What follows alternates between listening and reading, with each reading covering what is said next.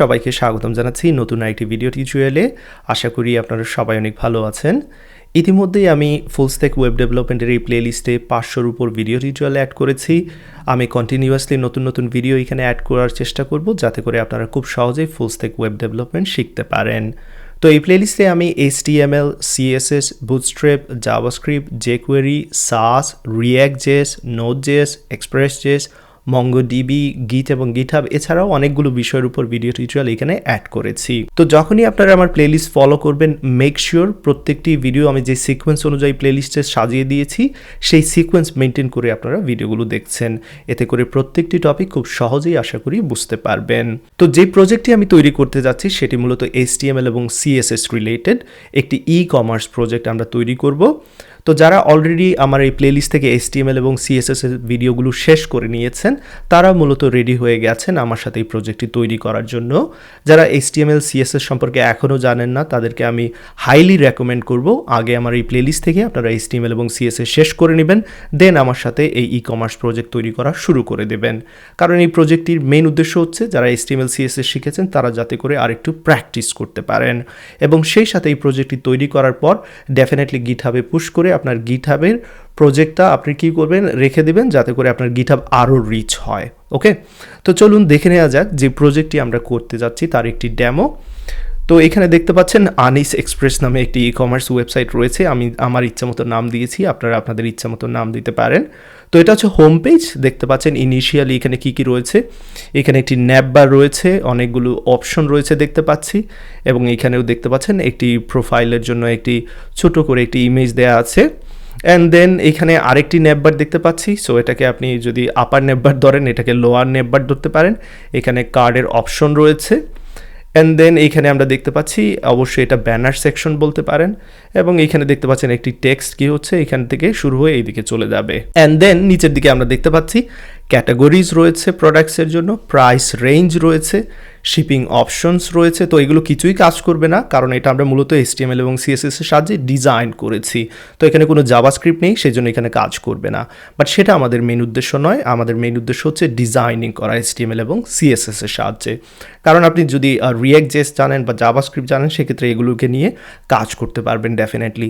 So আমরা just ডিজাইনে এখানে ফোকাস করছি। তো এখানে দেখতে পাচ্ছেন সর্টের জন্য অপশন রয়েছে, একটি ইনবক্স ফিল্ড রয়েছে যেখানে আসলে ইনবক্স বক্স রয়েছে যেখানে আমরা প্রোডাক্ট সার্চ করতে পারবো। ডেফিনেটলি এটা কাজ করবে না। সো ডিজাইনিংয়ের দিকে খেয়াল রাখুন। প্রোডাক্টের জন্য একটি কার্ড রয়েছে, এবং এই কার্ডে কী রয়েছে ডেফিনেটলি দেখতে পাচ্ছেন। আমি ইন ডিটেলসে যাওয়ার চেষ্টা করছি না, কারণ এখানে প্রত্যেকটা জিনিসই আমরা তৈরি করব। দেন এইখানে পেজ নেশনের ব্যবস্থা রয়েছে। আমরা পেজ কী করতে পারবো, একটি পেজ থেকে অন্য একটি পেজে যেতে পারবো। ডেফিনেটলি এখানে এগুলো কাজ করবে না। অ্যান্ড দেন এখানে নিচের দিকে একটি ফুটার রয়েছে দেখতে পাচ্ছেন। এবার চলুন আমরা একে একে অন্যান্য জিনিসগুলো দেখি। রেজিস্টার পেজে দেখি। তো এখানে দেখতে পাচ্ছেন রেজিস্টারের জন্য একটি কার্ড রয়েছে, কার্ডের মধ্যে একটি ফর্মে আমরা কিছু ইনপুট দিতে পারবো এবং রেজিস্টার করতে পারবো।